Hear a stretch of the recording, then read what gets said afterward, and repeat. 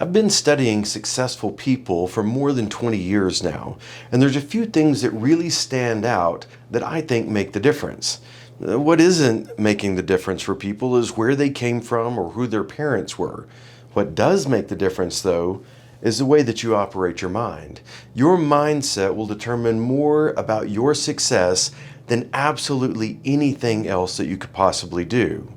When you decide that you will be successful, not when you hope for it, not when you think about it, but when you make the absolute decision and you believe that the buck stops here, you own control of yourself, that's when you start to change things in your own life. Your success or your failure isn't tied back to anyone else. The theory from the early 1900s that I really love is called the locus of control theory. This says that we either determine that I am responsible for me or the world outside of me is responsible for me. I know that I'm in control of me. I may not be in control of anything outside of me, but I'm in full control of me, and it's the same thing is true for you. As a leader, your first role is to step up and demonstrate what you want from other people.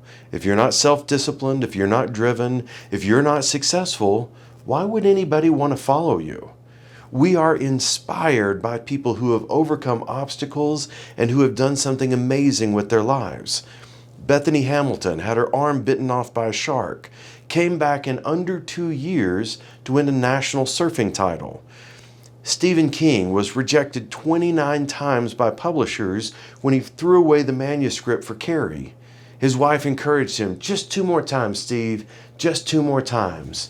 On number 31, he got his first publishing deal. He's now sold well over 100 million copies of all of his books and turned many of them into movies. In fact, I would argue if you're freaked out by clowns, you have Stephen King to thank. Tim Ferriss rejected 26 times on the 4-hour work week before he found a publisher that said yes. Sylvester Stallone rejected over and over and over again as the main actor for his script for Rocky.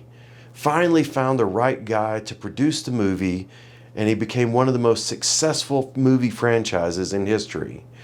The key is you can never give up. You have to determine that you will find a way or make a way, and the buck stops here. You own responsibility for you.